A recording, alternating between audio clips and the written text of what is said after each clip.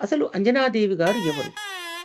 ఇంద్రుని కొలువులో ఉన్న చాలామంది అప్సరసలలో పుంజిక స్థల అనే ఒక అప్సరస ఉండింది. ఆమె అందగత్తె.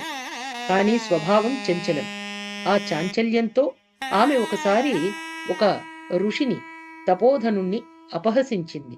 ఆ మహర్షికి కోపం వచ్చి ఆమెను వానరిలాగా చంచలత్వం కలపరిచావు కనుక నీవు వానరివే అవుతావు అని శపించారట.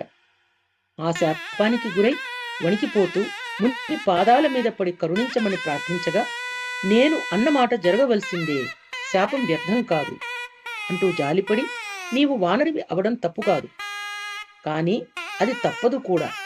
నీకు కామరూపం ధరించే శక్తి ఉంటుంది. వానరివి కావాలనుకున్నప్పుడు వానరివి, మానవ రూపం కావాలనుకుంటే మానవి అవుతావు అని ఆమెను కొంత ఊరడించారట. ఆ